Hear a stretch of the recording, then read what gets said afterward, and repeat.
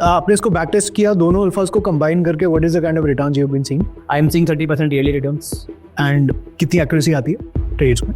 There is no stop loss, तो अगर मैंने खरीदा है मैं प्रॉफिट में ही सेल करूंगा। उसके तो मतलब चाहिए the definition of accuracy is 100%। What is value trading? People have heard about value investing. बिल्कुल। वैल्यू ट्रेडिंग क्या चीज है? एक स्टॉक का मूविंग एवरेज होता है कि 200 दिन का 300 दिन का मूविंग एवरेज। स्टॉक अगर अपने लॉन्ग टर्म मीन से काफ़ी सस्ता है तो खरीद लो, बैठ जाओ, लॉन्ग टर्म में अच्छी वेल्थ बनेगी।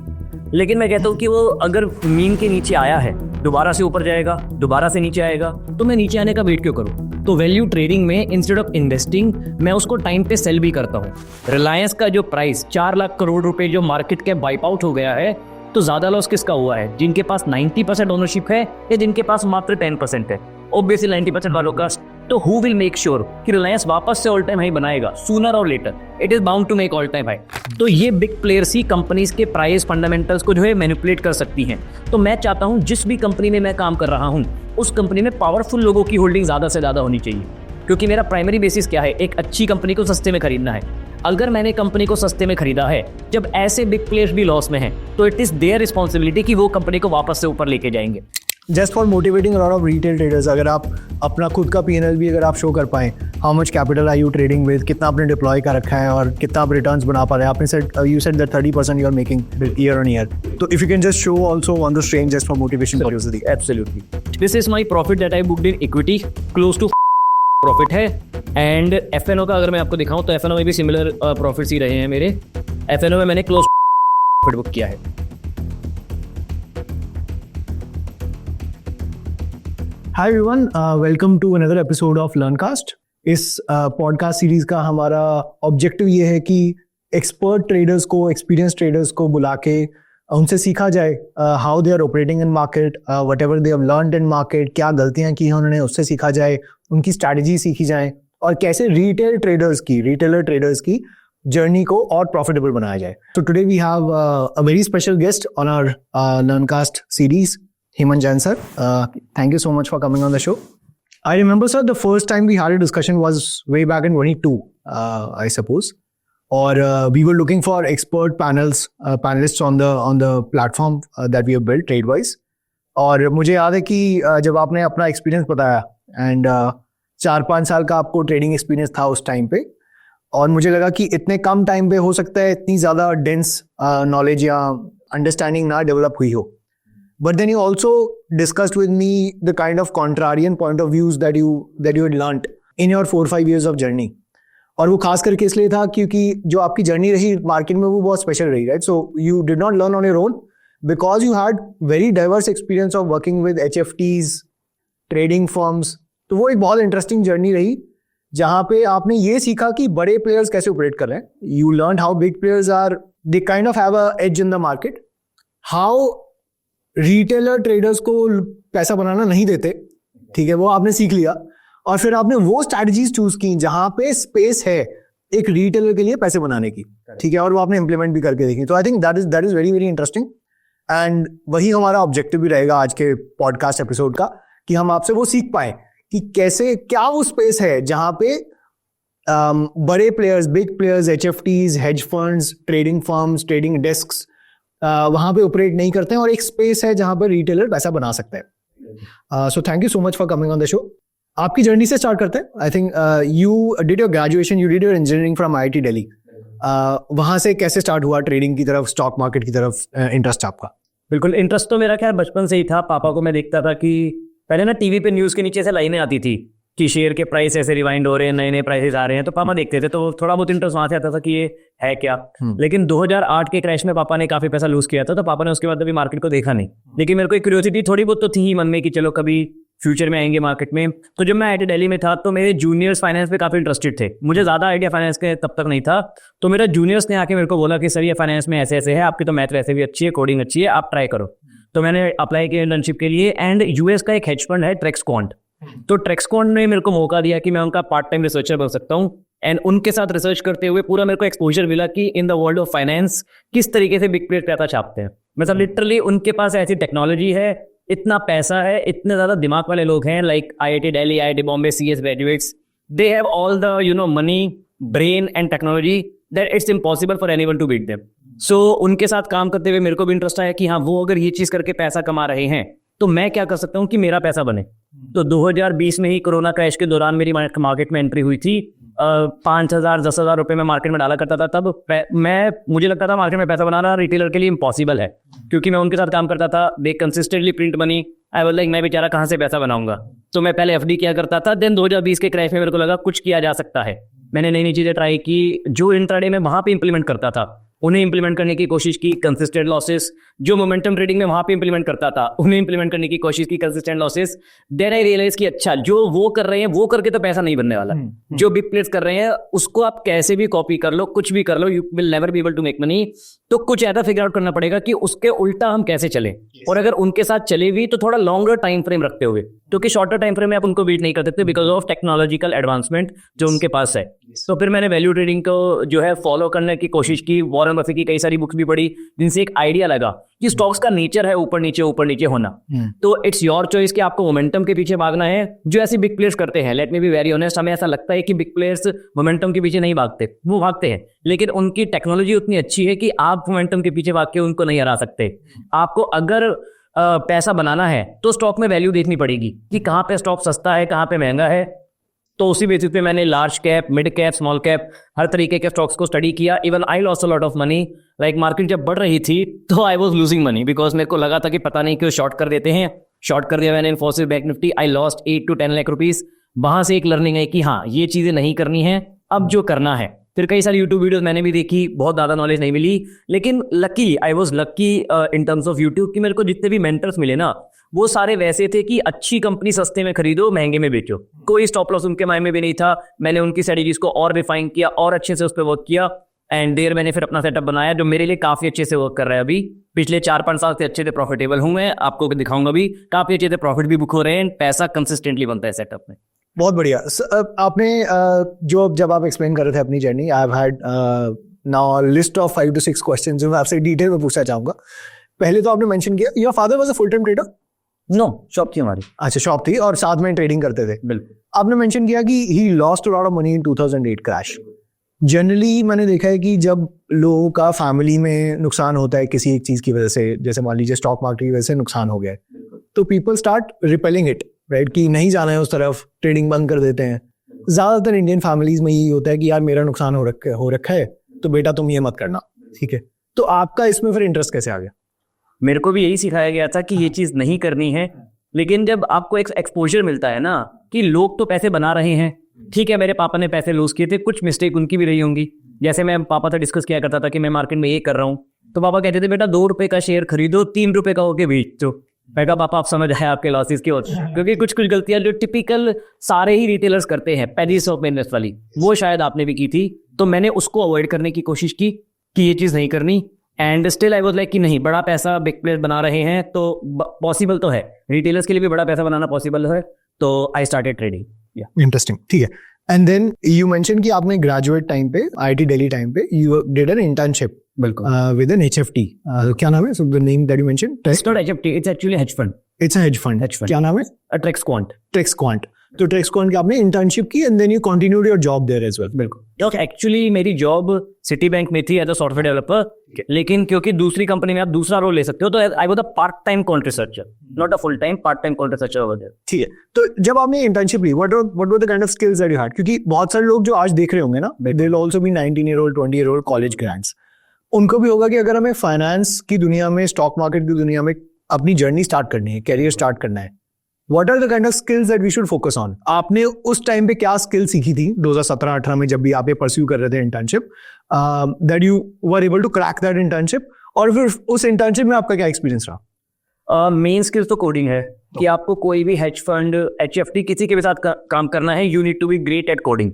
Python, C++, if someone wants to know, bare minimum आपको पाइथन, C++ टिप्स पे आनी चाहिए कि कोई भी अगर आपको आइडिया दे तो आप उस आइडिया को कोड कर पाओ। साथ में फाइनेंस की लोग कहते हैं बेसिक नॉलेज भी चलेगी, लेकिन parallelly I was doing NISM exams as well. तो मेरे पास NISM का इक्विटी डेरिवेटिव्स, करेंसी डेरिवेटिव्स का एग्जाम क्लियर था मेरे पास। कॉलेज में मैंने minor degree in business management भी की है, तो वो माइनर डिग्री करते हुए कई सारे फाइनेंस के कोर्सेज कर लिए थे। तो I had both mix of a lot of finance knowledge and mix of coding as well. तो finance plus coding is the deadliest combination for anyone who wants to get into quant. Okay, fair enough. And this internship was 3 months long, 6 months long? 3 years. 3 years long. It's kind of part time job. It started as an internship, लेकिन they were like you are doing great job, तो हम आपको part time offer all कर रहे हैं. You keep on. If you wanna continue, yeah, keep continue. And then in this internship or in this part-time job, what happened? So basically, they used to give you strategies. वो आपको बनी बनाई strategies का logic देते थे. आप उसको code करते थे और वो इंडियन मार्केट में रन होती थी. क्या होता था, कैसे होता नहीं, वो स्ट्रेटेजी नहीं देते हैं. हाँ. बेसिकली हमें ऐसा लगता है कि बिग प्लेयर्स सिखाते हैं कि हाँ ये ऐसे ऐसे करो. बिग प्लेयर बोलते हैं वो रहा पहाड़, ये रहे औजार, जाओ जाके चढ़ जाओ. तो वो आपको कुछ सिखाते नहीं है. मेरे को बेसिक ट्यूटोरियल दिए थे कि चलो एक अल्फा है, ये होता है, इस अल्फा में ऐसे ऐसे मैथमेटिकल कोड करते हैं. These are the formulas that you can use to improve your signal. अगर आपको होल्डिंग पीरियड बढ़ाना है तो आप ऐसे कर सकते हो, चर्निंग बढ़ानी है तो आप ऐसे कर सकते हो. साथ में वो मैं पेपर देते हैं. साइंस डायरेक्ट की वेबसाइट है, बहुत सारी वेबसाइट है, तो सिंपली आप जाके सर्च कर सकते हो stock market variables and their correlation with future returns of stock market. तो बहुत सारे रिसर्च पेपर्स है. Fundamental signals, option signals, mean reversion, momentum, they tend to combine दो सिग्नल्स एज वेल, कि हम मीन रिवर्जन मोमेंटम को combine कैसे कर सकते हैं. तो रिसर्च पेपर मेनली वो देते थे कि आप रिसर्च पेपर पढ़ो, इसको कोड अप करो एंड सी कि आइडिया प्रॉफिटेबल है या नहीं. अगर है तो ग्रेट, नहीं है तो आप बनाओ profitable using your own brain. Very interesting, very interesting. तो इसमें मैं आऊंगा, मतलब research papers and then how do you get strategies which work in the market out of those research papers also, कैसे पैसा बनता है उसमें. Another term that you mentioned is value trading. जब आप अपनी जर्नी एक्सप्लेन कर रहे थे, what is value trading? People have heard about value investing. बिल्कुल. Value trading क्या चीज है? वैल्यू इन्वेस्टिंग में लोग क्या करते हैं, बस स्टॉक अगर सस्ता आया, जैसे वैल्यू ट्रेडिंग में वॉरेन बफेट का कहना है कि एक स्टॉक का मूविंग एवरेज होता है कि 200 दिन का, 300 दिन का मूविंग एवरेज. स्टॉक अगर अपने लॉन्ग टर्म मीन से काफी सस्ता है तो खरीद लो, बैठ जाओ, लॉन्ग टर्म में अच्छी वेल्थ बनेगी. लेकिन मैं कहता हूँ कि वो अगर मीन के नीचे आया है, दोबारा से ऊपर जाएगा, दोबारा से नीचे आएगा, तो मैं नीचे आने का वेट क्यों करूँ. तो वैल्यू ट्रेडिंग में इंस्टेड ऑफ इन्वेस्टिंग मैं उसको टाइम पे सेल भी करता हूं. हम इस टर्म्स को जो है काफी लोग कंफ्यूज कर देते हैं बिटवीन ट्रेडिंग एंड इन्वेस्टिंग. हमें ऐसा लगता है कि अगर हम लॉन्ग टर्म के लिए भी इन्वेस्ट कर रहे हैं या अगर हम 6 महीने 1 साल का होल्डिंग पीरियड है तो फिर वो इन्वेस्टिंग हो जाती है. जी नहीं. आप जो पैसा म्यूचुअल फंड में डालते हो कि अपने चलो कभी बेटे की शादी होगी या घर खरीदना होगा तब मैं पैसा निकालूंगा, जहां हमारे माइंड में टारगेट क्लियर ना हो उसको बोलते हैं इन्वेस्टिंग. कि मैं बस पैसा डाल रहा हूं, जब जरूरत होगी निकाल लूंगा. जहां मेरे दिमाग में टारगेट क्लियर हो गया कि चलो मीन से इतना नीचे आया है, मैंने खरीदा है based on some logic, based on some rules, mean से उतना ऊपर जाएगा मैं बेचूंगा बेस्ड ऑन सम लॉजिक. जहां मेरे माइंड में टारगेट आ गया दैट इज ट्रेडिंग.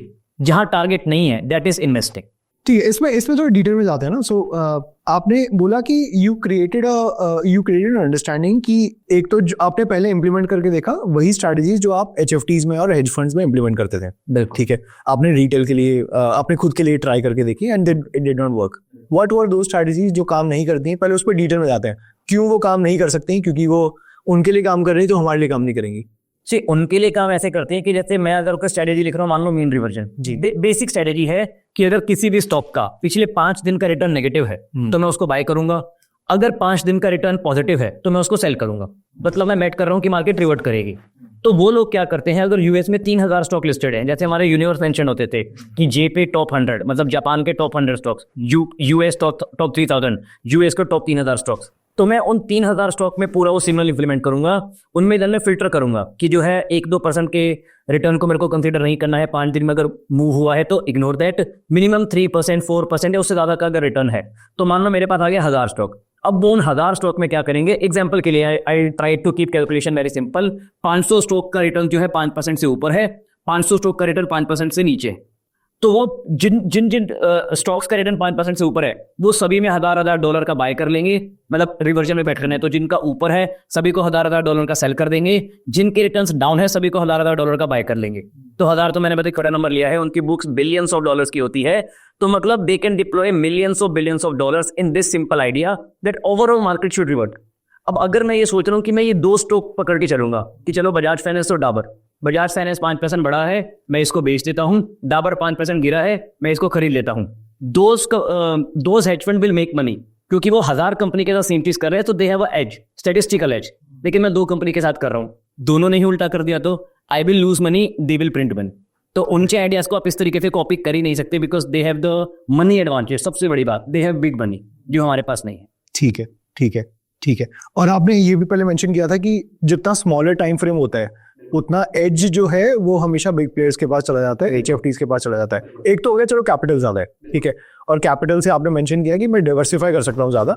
अगर एक सिंपल स्ट्रैटेजी मीन रिवर्जन भी है, उसकी अगर एक्यूरेसी 60% है, बिल्कुल। If I am a retail trader, if I trade for 100 days in 100 stocks, using mean reversion, I'll have 40 losses and 60 wins. But because they have billions of dollars of capital, they will deploy into 100 stocks all at once. Correct. And they will have each single day as a winning day because 60% accuracy. Right. 60 तो ज़्यादा बोल रहे हो, 50 to 50. Anything above 50% will actually make them money forever, right? They'll keep making money, keep minting money. ये तो क्या capital की बात, और उस कैपिटल में मैं जा नहीं सकता। बिल्कुल। एक आपने दूसरी चीज मेंशन की थी, because they have a technological advancement और टेक एज ऑल्सो, बिल्कुल, जिसकी वजह से वो स्पीड पे इम्प्लीमेंट करते हैं, एग्जीक्यूशन बहुत फास्ट होती है उनकी, और वो छोटे टाइम फ्रेम्स में हमेशा जीतेंगे। तो वो क्या है, कैन यू एक्सप्लेन दैट? चलिए आप एक बात बताइए, आप मान लो आप इंट्राडे कर रहे हो, एग्जांपल के लिए कोई भी रिटेलर इंट्राडे कर रहा है, आप चार्ट में गए, MACD, RSI, ब्रेकआउट जो भी आप देखते हो, आपने वो देखा, आपको बाय का सिग्नल आया कि हाँ मेरे को ये स्टॉक खरीदना है, आपने फोन निकाला, ऐप में प्राइस डाला, खरीदने के लिए कितना समय लगता है? आपने देखा वर्सेस खरीदा, एटलीस्ट 1 मिनट। 1 मिनट ज्यादा बोल रहे हो, कोई बहुत फास्ट है 15 second, 20 second, 30 second. Yes. Powerful players को कितना समय लगता है? 1 माइक्रो सेकंड। मतलब मुझे मार्केट से डेटा आया, उस पर रिएक्ट करने के लिए मेरे C++ के कोड को 1 माइक्रो सेकंड लगेगा। मतलब to give you everyone a context, 1 micro second 1 second का 10 लाखवां हिस्सा होता है। अगर मैं 1 सेकंड के छोटे छोटे 10 लाख टुकड़े करूंगा तो वो जो एक हिस्सा होता है, उतना समय लगता है बिग प्लेयर्स को अपने सिग्नल पर रिएक्ट करने के लिए। तो अगर आपको लगता है कि आप मोबाइल फोन के इस्तेमाल से उन्हें हरा सकते हो, तो that's a very wrong notion. ये पॉसिबल ही नहीं है। They are micro seconds, nano second में वो प्ले करते हैं। मतलब HFT अगर आपस में फाइट करती हैं तो देवर लाइक कि अगर मैं 10 नैनो सेकंड फास्ट हो जाऊं तो मेरा कितना एक्स्ट्रा पैसा बनेगा। So they are at that scale. क्योंकि इतने कम टाइम में भी थोड़ा आर्बिट्राज बन जाते हैं, because some price movement will happen और उसी प्राइस मूवमेंट को वो कैप्चर कर लेंगे। करेक्ट। और हमेशा रिटेल फंस जाएगा उसमें, ट्रैप हो जाएगा। एग्जैक्टली। बट क्या टाइम फ्रेम एक रिटेल ट्रेडर के लिए डिसेंट मनी बना भी सकता है, डिसेंट प्रॉफिट बना भी सकता है? Can I operate in intraday? चलो स्कैल्पिंग नहीं करूंगा, बिल्कुल ठीक है। इंट्राडे में क्या पैसा बन सकता है? इंट्राडे में देखिए, पैसा मेरे अकॉर्डिंग रिटेलर के लिए बनाना एब्सोल्युटली इम्पॉसिबल है। उसके लिए मैं सिंपल सा आपको रीजन दूंगा। Intraday is a negative sum game, ठीक है। अगर आपने गलती से 100 रुपए का प्रॉफिट बुक किया है, गलती से कर लिया मान लो, तो आपके बगल में बैठे हुए बंदे ने 140 रुपए का लॉस किया है। 40 रुपए में से कुछ ब्रोकरेज खा गए, कुछ एक्सचेंज ले गए, GST VST सरकार ले गई। आपने जो 100 रुपए का प्रॉफिट बुक किया है, आप भी उस पर टैक्स पे करोगे, ठीक है। तो intraday is a negative sum game. अब जो ये पावरफुल HFTs हैं, आपने नाम सुना होगा, जेन स्ट्रीट, हडसन ने रिसेंटली 12,000 करोड़ का प्रॉफिट बुक किया है इंडिया में। जेन स्ट्रीट ने बहुत ज्यादा इसी रेंज में प्रॉफिट बुक किया है, जितना मैंने आर्टिकल में देखा था। ये तो 11 से 12,000 करोड़ का प्रॉफिट बुक किया है। एल्गो क्वांट एक काफी अच्छी कंपनी है, उसने 700-800 करोड़ का प्रॉफिट बुक किया है। ग्रेविटॉन का नाम भी आपने सुना होगा, इंडिया की HFT है, क्लोज टू 500-700 करोड़ उन्होंने भी बुक किए हैं। तो 500 करोड़, 700 करोड़, 1000 करोड़, कोडाई के 1000 करोड़ अलग से।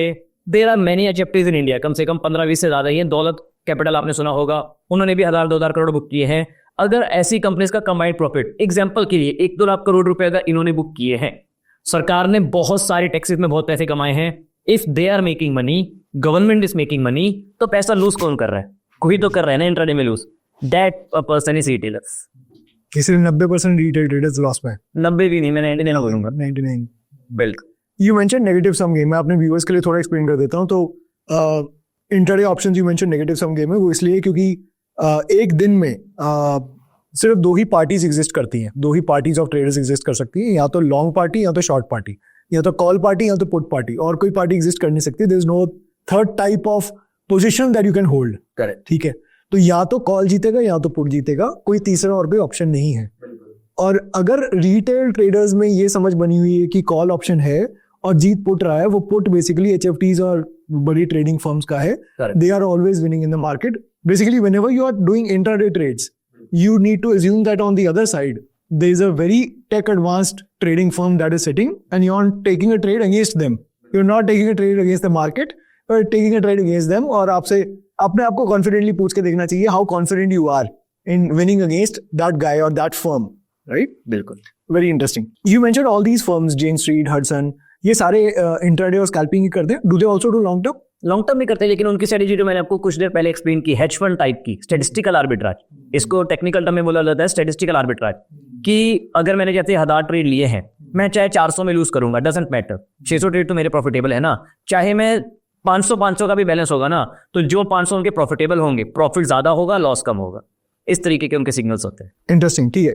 आपने ऑलमोस्ट 5-6 साल काम किया है HFTs और ट्रेडिंग फर्म में। What is the kind of returns you have seen these trading firms make on a percentage basis, कि कितना परसेंटेज मंथली या ईयरली रिटर्न दे मतलब ईयरली 50% से नीचे को तो वो अच्छा कंसीडर नहीं करते हैं। ओके, देवर लाइक अगर आपका बैक टेस्ट में 50% से कम है return, that is back test, जो एल्गो बैक टेस्ट हम देखते हैं, तो लाइव में मार्केट की स्लिपेज होती है, टेक्नोलॉजी कॉस्ट होती है, क्योंकि कोई और HFT आपसे बेटर ऑर्डर प्लेस कर रही है, दैट कैन हैपन। तो उन कॉस्ट के चलते अगर बैक टेस्ट में 50% है तो लाइव में आपका 30-40% के अराउंड आएगा। सो वो 30-40% के अराउंड रिटर्न एक्सपेक्ट करते हैं। HFT वाले और बेटर भी कर लेते हैं, उनके 100% के रिटर्न्स भी आते हैं, लेकिन अगर एल्गो वाले MS भी कर रहे हैं तो भी उनका 30% मिनिमम होता है ईयरली। आपने interesting that you mention algo. Retail trader अगर एल्गो करे तो क्या कम्पीट कर पाएगा? अगेन सेम क्वेश्चन, उनका स्पीड है 1 माइक्रोसेकंड, आपके एल्गो का स्पीड कितना है? मतलब लोगों को पता नहीं होता है, लेकिन जीरोधा में जो डेटा दिखाता है वो डेटा एक्सचेंज ने उन्हें भेजा, उन्होंने अपने UI के अंदर डाला, बहुत सुंदर सा करके हमें शो किया, या API के थ्रू भी भेजा। जीरोधा को वो प्रोसेसिंग करने में 2-3 सेकंड या मतलब 1-2 सेकंड से ज्यादा का समय लगता है। उन्हें लग रहा है 1 माइक्रोसेकंड, आपका 2 सेकंड यहीं पे चला गया, उसके बाद आपके एल्गो की processing. I don't think you can write better code than IIT Bombay और IIT Delhi CS graduate. Their code will be much more fast और much more efficient as compare to you. So again as a algo trader भी अगर आपकी strategy भी अच्छी है तो भी उन्हें बीट करना इम्पॉसिबल। ठीक है, इसमें हमने 2 पॉइंटर समझ लिए कि why HFTs are always winning in the market against retail traders. एक तो कैपिटल, लार्ज कैपिटल, दूसरा एक्यूरेसी एंड टेक एडवांसमेंट्स। एक तीसरा भी आपने मेंशन किया था जिसमें मैं डीप डाइव अप करना चाहूंगा, which is you mention when you join you were given a couple of research papers. ठीक है, वो आपको पकड़ा दिए and these are all scientific research papers जो सालों साल लोगों ने रिसर्च की होगी अच्छी यूनिवर्सिटीज में, MIT में, हार्वर्ड में, स्टैनफोर्ड में। वहाँ के मैथ्स ग्रेजुएट्स ने बैठ के समझा होगा कि मार्केट में ये ऑपरेट हो रहे हैं, let's create another indicator, let's create another strategy and try to back test it, right? और वो आपको पकड़ाई जाती हैं। आपको में भी 2-3 दी गई हो और आपके साथ और 40-50 लोग होंगे, उनको अलग 100 रिसर्च पेपर दिए गए हों, और वो 100-200 रिसर्च पेपर का कंबाइन करके you try to create some system. Can you explain how this works, कि ये रिसर्च पेपर में से कैसे निकालते हो? What was your success rate?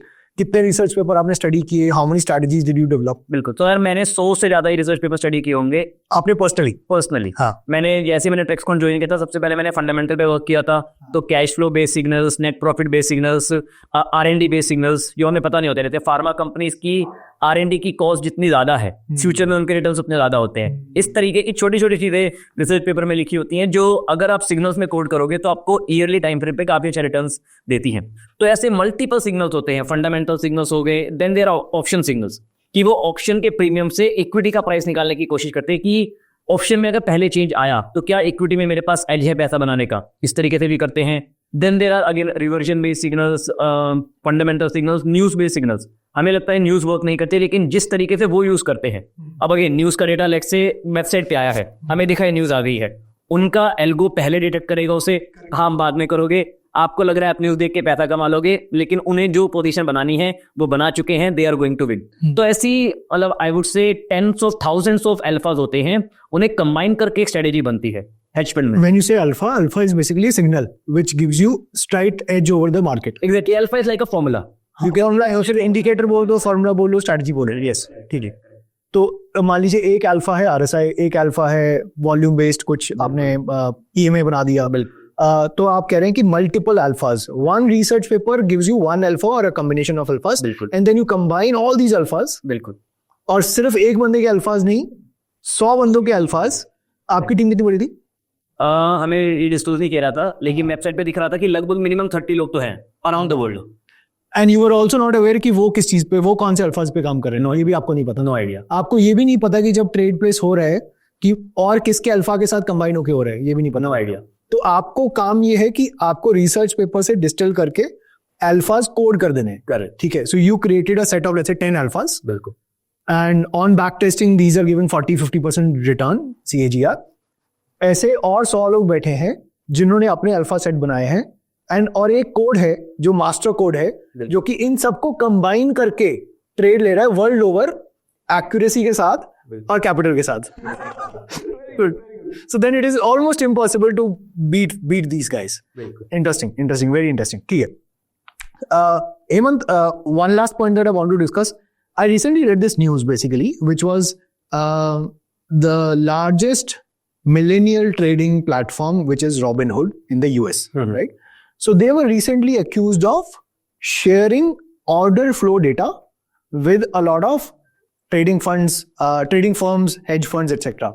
तो जो ऑर्डर फ्लो डेटा पहले रिटेलर्स को दिखता है उससे कई पहले, कुछ सेकंड्स पहले वो चला जाता है इन ट्रेडिंग फर्म्स को थ्रू एपीआई. ठीक है. And of course these trading firms pay for this, right? उससे how do they get an edge over the market by looking at these order flows also. And I think उसका वो एक बहुत solid reason है why you don't use stop loss in your own strategy, right? उसमें एक बार explain कीजिए. तो yes, आपका स्टेटमेंट एकदम करेक्ट है. फर्म का रिव्यू मैं बता देता हूँ. सिटाडेल, ओके, सिटाडेल ऐसे रोबिनहुड को और कई सारे ब्रोकर्स को पे करती है कि पहले डेटा हमारे पास आएगा, फिर रिटेलर्स के पास जाएगा, और रिटेलर्स जो भी ऑर्डर प्लेस कर रहे हैं पहले हमें दिखेगा, देन बाकियों को दिखेगा. अब रिटेलर ने स्टॉप लॉस टारगेट जहां भी प्लेस कर रहे हैं वहां पे प्लेस कर दिया. उन्हें दिख गया कि मैक्सिमम रिटेलर्स का स्टॉप लॉसेस कहां पे है, या मैक्सिमम वॉल्यूम कहां जा रही है, ऑर्डर का फ्लो किस डायरेक्शन में है. तो एग्जांपल ले लेते हैं. एग्जांपल लेट्स से मैं एग्जांपल ले लेता हूं कि एक बुक है, कोई भी स्टॉक 100 रुपए का है, तो उसकी बुक किस तरीके से होगी, 99 पे बाय, 98 पे बाय, इस तरीके के बाय ऑर्डर्स होंगे, एंड 101 पे सेल, 102 पे सेल, इस तरीके के सेल ऑर्डर होंगे. किसी रिटेलर ने मार्केट ऑर्डर प्लेस किया है कि मेरे को 1 लाख क्वांटिटी बाय करनी है. कोई रिटेलर है, चलो अमीर आदमी है मान लेते हैं, उसने 1 लाख क्वांटिटी का बाय ऑर्डर प्लेस किया है. पहले दिखेगा सिटाडेल को, वो उसके ऑर्डर जाने से पहले अपना ऑर्डर लाइन में लगा देगा, जिसको इंडिया में इलीगल मानते हैं. बाय द वे, इंडिया में इसको इलीगल बोलते हैं. इंडिया में इसका टर्म है फ्रंट रनिंग, कि आप बड़े ऑर्डर को इस तरीके से फ्रंट रन नहीं कर सकते. बट अनफॉर्चुनेटली ये यूएस में लीगल है. वो इस तरीके की चीजें करते हैं, अपना ऑर्डर पहले प्लेस करते हैं, तो पहले उनको अच्छा फिल मिल जाता है. उसके बाद जब बड़ी क्वांटिटी प्लेस होती है, प्राइस मूव हो जाता है, they'll square off their position. तो बेशक उन्होंने 5 पैसे कमाए, 10 पैसे कमाए, लेकिन वो ऐसा करोड़ों बार कमा रहे हैं. मतलब बहुत छोटे छोटे डॉलर्स के टर्म्स में they are printing money a lot of times, जिसकी वजह से उनके पास बड़ा पैसा ऑब्वियसली आ जाता है. बट कुछ हद तक इंडिया में भी होता है. इंडिया में मतलब these trading firms will get to know कि स्टॉप लॉस यहाँ पे है, तो ऐसा करता हूँ मैं पहले स्टॉक प्राइस को वहां ले जाता हूँ. मैं क्यों 100 रुपए का खरीदूं जब मैं 98 का खरीद सकता हूँ. मतलब एज ए ट्रेडिंग फर्म मुझे पता है कि सारे रिटेलर 98 पे स्टॉप लॉस बैठे हैं. ठीक है, तो मैं ऐसा करता हूँ, पहले गिरा देता हूँ, 98 पे खरीदूंगा, सबका स्टॉप लॉस हिट हो जाएगा, तब मैं खरीद लूंगा, right? And then that's how बहुत सारे रिटेलर्स ने ऐसा नोटिस भी किया होगा कि जैसे मैंने 98 का स्टॉप लॉस गया, वो स्टॉप लॉस हिट हो जाएगा. बिल्कुल. मैं अपनी क्लासेस में पूछता हूँ कि ऐसा कितने लोगों के साथ हुआ है कि आपने जो है लेट्स से 100 रुपए का ट्रेड लिया, और जो भी मार्केट में सिखाया जाता है 1:2, 1:3 का रिस्क टू रिवॉर्ड रेशियो, तो उसके बेसिस पे आपने स्टॉप लॉस टारगेट प्लेस किया. तो कितनी बार आपके साथ होता है कि आपका पहले स्टॉप लॉस हिट होता है, देन टारगेट पे जाता है.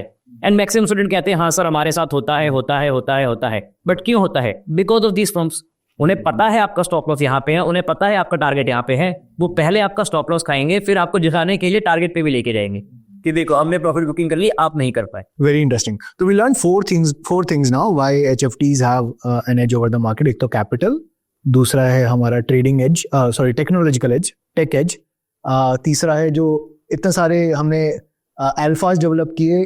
एक नॉर्मल इंसान, रिटेल ट्रेडर 1 या 2 अल्फा पे काम करेगा, और वो क्यों, मतलब अगर 1 या 2 अल्फा पे काम करेगा तो क्या वो ज्यादा टिक नहीं पाएगा मार्केट में? क्यों ऐसा होता है? What is the reason? देखो, हर अल्फा डीके होता है. मतलब अगर कोई भी अल्फा आप रिसर्च कर रहे थे, फर्म्स का एग्जांपल लेता हूं मैं, अगर ट्रेक्सकॉन कोई अल्फा रिसर्च कर रही है तो वर्ल्ड कॉन भी कर रही होगी, और भी मिलेनियल कैपिटल है, कई सारी फर्म्स सिमिलर अल्फा पे रिसर्च कर रही होती हैं. जब सारी फर्म्स या सारे लोग एक ही सिग्नल को भगवान मानने लगते हैं कि हाँ यही इंडिकेटर सब कुछ है, तो फिर वो काम करना बंद कर देगा. फिर वहां पे स्पीड का आ जाएगा कि कौन ज्यादा फास्ट है, वो जीत जाएगा. तो अगर सारे लोग सिमिलर चीज कर रहे हैं तो वो चीज काम करना मार्केट में सिंपली मत कर जाएगी. इसीलिए रिटेलर्स नोटिस भी करते हैं कि सर मैंने ये स्ट्रेटेजी लगाई थी, 2 महीने तो अच्छा प्रॉफिट दिया, फिर पूरा 0 हो गया.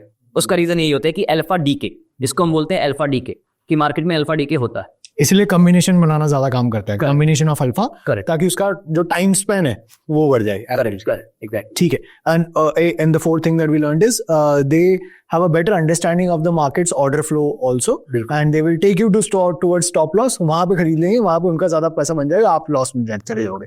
हमें ये समझ आ गया कि कैसे उनके पास एज है और क्या क्या चीजें एज ए रिटेल ट्रेडर हमें नहीं करनी है. बिल्कुल. हमें करना क्या है, तो आई थिंक आप वो समझा दीजिए कि आपका अपना स्ट्रक्चर क्या रहता है, किस स्पेस में आप ऑपरेट करते हैं. फिर I think our viewers will also be interested in learning maybe a couple of strategies from. बिल्कुल करेक्ट. यार देखो, मैं जैसा आपको बताया, समराइज किया, मैं इंट्राडे के अगेंस्ट हूँ। अगर एज अ रिटेलर आप इंट्राडे कर रहे हो तो you are simply wasting your time and money. Similarly with option buying, they have tons of capital, strategies, everything. You cannot beat them in option buying because both these things are negative sum game. अब मैं क्या करता हूँ, मैं करता हूँ swing trading. Simple तरीका है कि एक अच्छी कंपनी, ग्रेट कंपनी, सबसे पहले तो फिल्टर करना बड़ी बात होती है, क्योंकि हमारे देश की जनता को पेटीएम भी अच्छी कंपनी लगती है जो हर क्वार्टर लॉस शो करती है। तो step number 1 is find out which are the great companies based on their business understanding, fundamental analysis की हाँ ये कंपनी 15 साल से मार्केट में है, 15 साल और मार्केट में रहेगी। ये आपको थोड़ी बहुत अंडरस्टैंडिंग होनी चाहिए। तो वो मैं आपको दिखाऊंगा भी कि मैं अच्छी कंपनीज कैसे फिल्टर करता हूँ। उसके बाद मैं उन्हें अपने अकॉर्डिंग सस्ते में खरीदता हूँ। अब ये सस्ता बहुत ही सब्जेक्टिव टर्म है कि सर किसी के लिए 2% गिरा हुआ सस्ता हो सकता है, किसी के लिए 20% भी महंगा हो सकता है। तो आपके लिए सस्ता क्या है, उसके लिए मैं 2 अल्फाज कंबाइन करता हूँ या 2 इंडिकेटर्स कंबाइन करता हूँ जो मेरे को काफी हेल्प करते हैं बताने में कि हाँ ये प्राइस लगभग सस्ता है, वहां मैं खरीदता हूँ। There is no stop loss in my system. क्योंकि देखो मेरा मानना ये है, अगर कोई कंपनी मान लो 140 की अभी है एग्जांपल के लिए, और अगर वो 100 रुपए पे आ गई है, जब मेरा सिस्टम उसको 100 रुपए पे सस्ता बोल रहा है तो 90 रुपए पे महंगा कैसे हो जाएगा। मेरा सिस्टम सस्ता और महंगा पे वर्क करता है, 90 पे तो और सस्ता है। अब अगेन आप बोलोगे क्या हम डायरेक्टली एवरेजिंग कर ले, उसके लिए एडवांस स्ट्रेटेजी है कि दोबारा एवरेज कब करना चाहिए। But bare minimum what I do is find out great companies, buy them at cheap prices when, जब जो है मैक्सिमम लोगों के बल्कि स्टॉप लॉस हिट हो रहे होते हैं, क्योंकि अच्छी कंपनी गिरेगी, रिटेलर के स्टॉप लॉस हिट होंगे, तब मैं खरीदूंगा एंड मैं बेचूंगा कब, जब रिटेलर ब्रेकआउट देख के खरीदने के लिए आएगा तब मैं बेचूंगा। तो इस तरीके से टारगेट और बाय पॉइंट मैं डिफाइन करता हूं कि अच्छी कंपनी सस्ते में खरीदो, महंगे में बेचो। इंटरेस्टिंग, ठीक है। और ये एक सेट ऑफ स्ट्रैटेजी है जो आपने 2 अल्फाज की बोली। ऐसी कितनी स्ट्रैटेजीज में ऑपरेट करते हैं आप? 10, ऑलमोस्ट 10। 9 स्ट्रेटेजीज तो कंबाइन करके बहुत सारी बनाई जा सकते हैं, but 10 are the basic and bare minimum strategy कि अगर आप इन्हें फॉलो करोगे तो अच्छे से आपका प्रॉफिट होगा ही होगा। And what is the kind of percentage return that you been seeing? 30% yearly. 30% yearly, which is like a very decent CAGR return, आप ग्रो कर सकते हो इसको। ग्रेट सर, ठीक है। तो स्टेप बाय स्टेप आप अपनी स्ट्रैटेजी समझा दीजिए। आपने बोला कुछ फंडामेंटल स्क्रीनर्स भी हैं and then there are technical alphas that you created. सब समझते हैं एक बाय स्टेप चल के जी। तो पहले मैं आपको समझाना चाहूंगा कि मैं एक अच्छी कंपनी को डिफाइन कैसे करता हूँ कि हाँ ये एक ग्रेट कंपनी है मेरे अकॉर्डिंग, जिसमें मैं अपने अल्फा को इंप्लीमेंट कर सकता हूँ कि हाँ, क्योंकि मेरे अल्फा का प्राइमरी मोटिव ही है कि अच्छी कंपनी सस्ते में खरीदनी है। तो सस्ता डिफाइन करने से पहले अच्छा डिफाइन करते हैं, ठीक है। तो मेरे लिए कंपनी फाइनेंशियल्स में बेयर मिनिमम इतनी चीजें होनी चाहिए जो स्क्रीन पे लिखी हैं। That is net profit yearly, साल का नेट प्रॉफिट 200 करोड़ से ज्यादा होना चाहिए। उसकी जो सालाना सेल्स ग्रोथ हो रही है वो पिछले 5 साल से 10% की मेंटेन होनी चाहिए। जो प्रॉफिट ग्रोथ है वो 15% का मेंटेन होना चाहिए। अब जो ये तीनों क्राइटेरिया है ना, ये तीनों क्राइटेरिया इतना इंश्योर कर रहे हैं कि कंपनी की मैनेजमेंट को बिजनेस करना आता है, कंपनी के प्रोडक्ट में दम है, कंपनी के प्रोडक्ट की जेन्युइन सप्लाई है मार्केट में, सॉरी जेन्युइन डिमांड है मार्केट में, क्योंकि डिमांड है, प्रोडक्ट बिक रहा है, तभी कंपनी 200 करोड़ के प्रॉफिट जनरेट कर पा रही है। I am not using the word 200 crore का रेवेन्यू, 200 करोड़ का प्रॉफिट, नेट प्रॉफिट, क्योंकि 200 करोड़ का प्रॉफिट जनरेट करने के लिए अगेन कंपनी को 50 करोड़ के अराउंड टैक्स पे करना पड़ेगा। तो इट्स अ ग्रेट कंपनी, क्योंकि 50 करोड़ का टैक्स पे करना छोटी बात नहीं है, कोई रैंडम स्क्रैबर नहीं कर सकता, राइट। तो बेयर मिनिमम ये चीजें किसी भी कंपनी में होनी चाहिए। ROCE, जनरली मैंने रिटेलर्स को देखा है वो रिटर्न ऑन इक्विटी का बहुत ज्यादा यूज करते हैं कि सर रिटर्न ऑन इक्विटी कैसी होनी चाहिए। वो aside, return on capital employed हमें डिफाइन करता है कि कंपनी ना बेसिकली 2 तरीके से पैसे रेज करती है। या तो कंपनी अपनी जो है इक्विटी की ओनरशिप सेल करती है, जैसे हम शार्क टैंक में देखते हैं 5% हमारी कंपनी ले रहे हो इतने लाख में, तो कंपनी, लेट्स से मेरी कोई कंपनी है हेमजन कैपिटल लिमिटेड, मैंने 10% अपनी कंपनी का हिस्सा बेच दिया 500 करोड़ रुपए में। एग्जांपल के लिए मैं म्यूचुअल फंड के पास गया, मैं या म्यूचुअल फंड या कोई भी बैंक, मैंने 500 करोड़ का वहां से लोन ले लिया। अब जो मेरे पास टोटल 1000 करोड़ रुपए आए हैं, मुझे उस 1000 करोड़ रुपए को 1 साल में कितने % से मैं ग्रो कर पाऊंगा, that number is defined by return on capital employed. And किसी भी कंपनी को डिफाइन करने का सबसे एफिशिएंट तरीका होता है ये, not only return on equity. तो ये नंबर कम से कम 20% तक का होना ही चाहिए। मतलब मैंने अभी अगर 1000 करोड़ रुपए कैपिटल को एम्प्लॉय बनाया है अपना, लिटरली मार्केट में लगाया है अपना 1000 करोड़, तो 1 साल में वो 1200 करोड़ हो जाना चाहिए। देन अगेन ये 20% की ग्रोथ मेंटेन रहनी चाहिए मिनिमम। डेट टू इक्विटी, मैं चाहता हूं मेरी कंपनी में कर्जा कम हो, क्योंकि आई वाज स्टडीइंग कि किस तरीके की companies kind of wipe out हो जाती हैं फ्रॉम एक्सचेंज। सुजलोन 99% गिरी थी, R power, R com, Vodafone Idea, जितनी भी कंपनी 95% से ज्यादा गिरती हैं, one of the major reason होता है कि उन पे लोन इतना ज्यादा होता है कि उन कंपनीज को बैंक्रप्सी डिक्लेयर करनी पड़ जाती है। तो मैं चाहता हूं डेट टू इक्विटी, डेट होता है लोन, इक्विटी होता है एक तरीके से खुद का पैसा, खुद के पैसे के कंपैरेटिवली लोन 20% या उससे कम होना चाहिए। मतलब अगर मेरी शेयर होल्डर्स इक्विटी है लेट्स से 1000 करोड़ रुपए, तो 200 करोड़ से ज्यादा का लोन एक्सेप्टेबल नहीं है। इस तरीके से डेट टू इक्विटी की रेशियो 0.2 से कम होनी चाहिए। अब एक होता है रिटेल शेयर होल्डिंग। हमें समझना पड़ेगा किसी भी कंपनी में जो ओनरशिप है 4 तरीके के लोगों के पास होती है। एक होते हैं प्रोमोटर्स, जो है मोटा मोटा कंपनी के मालिक। देन एफआईआईस होते एक तरीके से बाहर के म्यूचुअल फंड और हेज फंड जिन्होंने इंडिया में अपना पैसा लगाया है। देन डीआईआईस जो है इंडिया के ही mutual fund and hedge fund जिन्होंने इंडिया में पैसा लगाया है। देन गवर्नमेंट थोड़ा बड़ा स्टेक लगती है वो भी कंपनीज में। Then public. इन 4 में से जो 3 प्लेयर्स हैं, FIIs, DIIs and promoters, they have the power to control a companies fundamental. क्योंकि आप देखोगे कि फंडामेंटल में एक बार अचानक से बड़ा लॉस आ जाता है, देन अगले क्वार्टर बड़ा प्रॉफिट आ जाता है। फंडामेंटल्स भी बहुत थोड़े हद तक बट मैनिपुलेट किए जा सकते हैं, एंड प्राइस तो मैनिपुलेट होता है ऑल द टाइम। तो ये बिग प्लेयर्स ही कंपनीज के प्राइस फंडामेंटल्स को जो है मैनिपुलेट कर सकती हैं। तो मैं चाहता हूं जिस भी कंपनी में मैं काम कर रहा हूं उस कंपनी में पावरफुल लोगों की होल्डिंग ज्यादा से ज्यादा होनी चाहिए। क्योंकि मेरा प्राइमरी बेसिस क्या है, एक अच्छी कंपनी को सस्ते में खरीदना है। अगर मैंने कंपनी को सस्ते में खरीदा है, जब ऐसे बिग प्लेयर्स भी लॉस में हैं, तो इट इज देयर रिस्पॉन्सिबिलिटी कि वो कंपनी को वापस से ऊपर लेके जाएंगे। बहुत छोटा सा एग्जांपल रिलायंस। अगर मैं आपको just as a example Reliance का चार्ट यहाँ पे शो करूं, रिलायंस एक ग्रेट कंपनी, हमें पता है जब कंपनी का प्राइस ऑल टाइम हाई पे था, तो जब कंपनी का प्राइस ऑल टाइम हाई पे था तो कंपनी 20 लाख करोड़ की थी। कितने की? 20 लाख करोड़ की। अभी प्राइस ऊपर से ऑलमोस्ट 20% से ज्यादा गिरा हुआ है, 24% गिरा हुआ है। 16 लाख करोड़ के आसपास कंपनी का जो है मार्केट कैप पहुंच चुका है। रिलायंस में 90% ओनरशिप है पावरफुल प्लेयर्स की, मात्र 10% ओनरशिप है पब्लिक की। रिलायंस का जो प्राइस 4 लाख करोड़ रुपए जो मार्केट कैप वाइप आउट हो गया है, तो ज्यादा लॉस किसका हुआ है? जिनके पास 90% ओनरशिप है या जिनके पास मात्र 10% है? ऑब्वियसली 90% वालों का। तो हु विल मेक श्योर कि रिलायंस वापस से ऑल टाइम हाई बनाएगा? सूनर और later it is bound to make all time high. It's not the first time कि ये 20% गिरा है, it's not the last time कि ये 20% गिरा है। आगे भी गिरता रहेगा, पास में भी गिरता रहा है।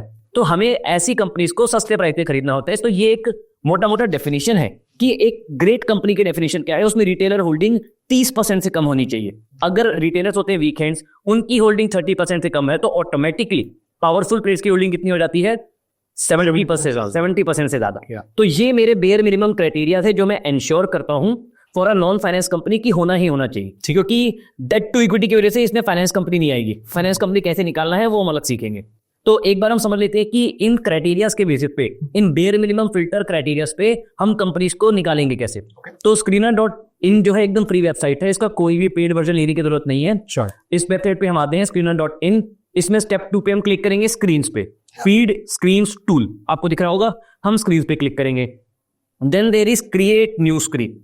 जब मैं क्रिएट न्यू स्क्रीन करूंगा तो इस तरीके का डायलॉग बॉक्स मेरे सामने आ जाएगा, जहां पे जो मैंने क्वेरी अभी डिस्कस की उसको हम टाइप करके इजीली कंपनीज को फिल्टर कर सकते हैं। ठीक है, पहला मैंने आपको बताया था नेट प्रॉफिट प्रीसीडिंग 12 मंथ, पिछले 12 महीने का profit should be more than 200 crore and sales growth 5 साल की शुड बी मोर देन 10%। अब इसमें लोग कई बार कंफ्यूज हो जाते हैं कि मतलब 5 साल में केवल 10% की सेल बढ़ी है। जी नहीं, ये सालाना कंपाउंडेड ग्रोथ है, CAGR should be more than 10% and profit growth again 5 years की should be more than 15% and return on capital employed. जी मैं 5 साल 3 साल का एवरेज नहीं लेता हूं, ये मैं करंट ईयर का ही लेता हूं जनरली। तो रिटर्न ऑन कैपिटल एम्प्लॉयड जो है मिनिमम 20% होना ही होना चाहिए। And then debt to equity, जो मेरा लोन है should be less than 0.2 as compare to the equity. And last but not the least public holding. Public holding मेरी 30% से नीचे की मेरे को कॉन्फिडेंस दिलाती है कि कंपनी का प्राइस ऊपर जाएगा। कौन लेके जाएगा? पावरफुल प्लेयर्स अपने बेनिफिट के लिए। बस मैं उनके साथ हाथ मिला के चल रहा हूं तो दोनों का बेनिफिट साथ में हो जाएगा। जब मैं इस क्वेरी को रन करूंगा तो हमारे पास 69 ग्रेट कंपनीज की लिस्ट निकल के आ जाएंगी। दीज आर दोज कंपनी जिन पे ना लोन है, पावरफुल लोगों की होल्डिंग भी अच्छी है, रिटर्न ऑन कैपिटल एम्प्लॉयड भी मेंटेन है, sales growth, profit growth, profitability सब कुछ मेंटेन है।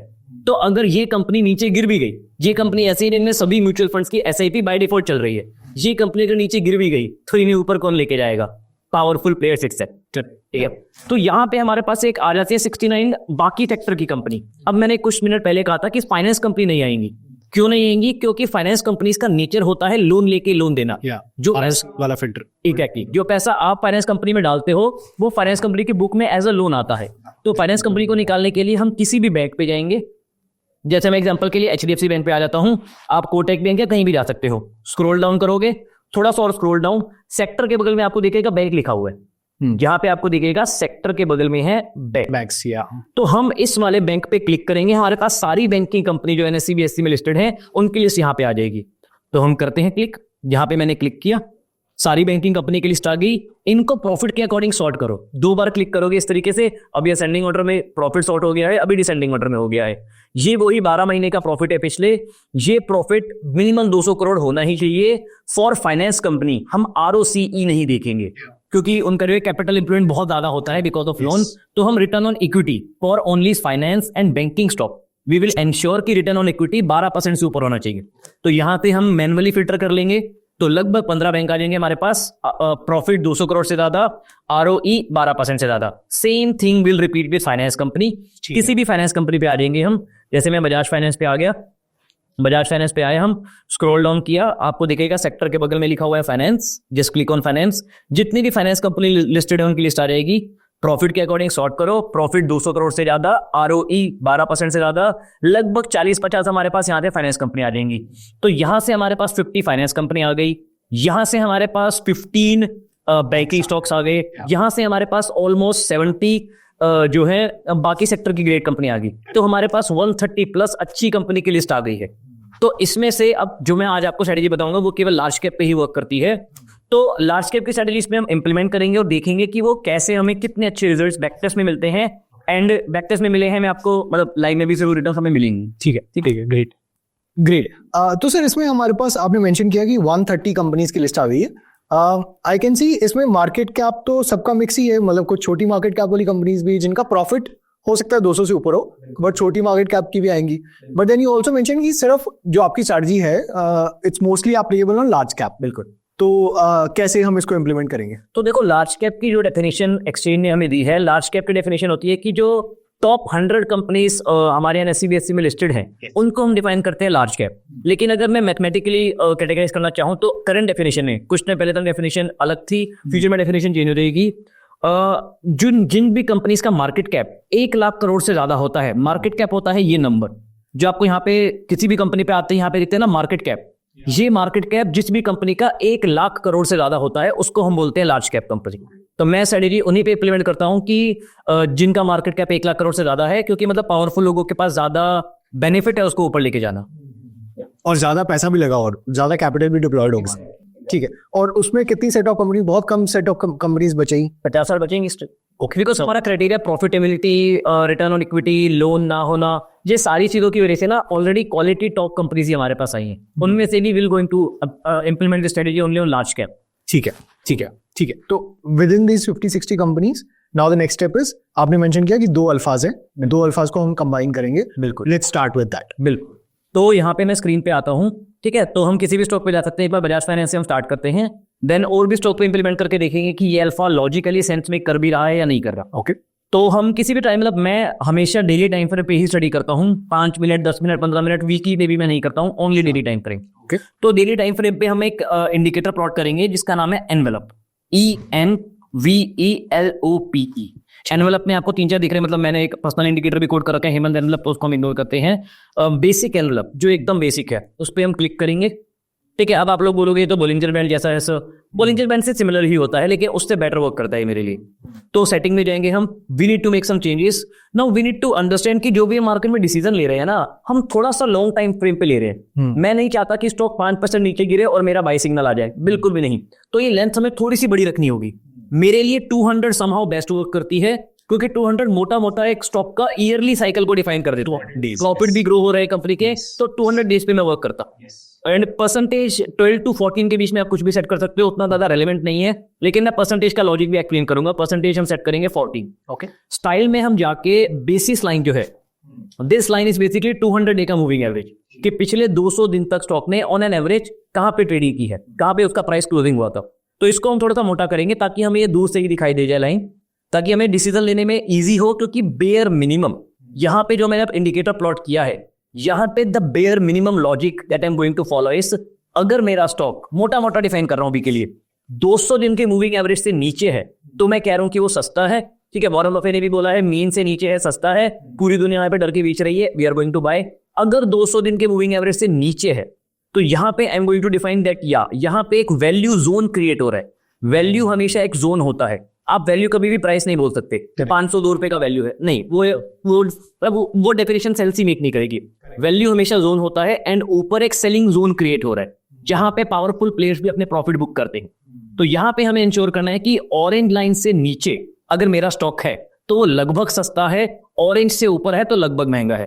आप देखेंगे ऑरेंज से नीचे आया, देन ऊपर, देन नीचे, देन ऊपर, देन नीचे, देन ऊपर, देन नीचे, देन ऊपर। तो हर स्टॉक का यही नेचर है, मीन रिवर्टिंग रहता है, कुछ टाइम के लिए मोमेंटम भी शो करेगा। अगर मैं पास में जाके आपको दिखाऊं, यू माइट क्वेश्चन सर यहाँ पे तो ये स्टॉक भागते गया था, बिल्कुल कोरोना के चलते स्टॉक में इतनी ज्यादा गिरावट आई थी, उसके बाद एक रैली आनी ही थी, तो वो रैली आई थी। और ना पास में भी आप देखेंगे बार बार ऑरेंज लाइन के नीचे, देन ऊपर, देन नीचे, देन ऊपर, देन नीचे, देन ऊपर। ये हर एक स्टॉक का नेचर है, ऊपर नीचे, ऊपर नीचे, ऊपर नीचे, ऊपर नीचे, ऊपर नीचे।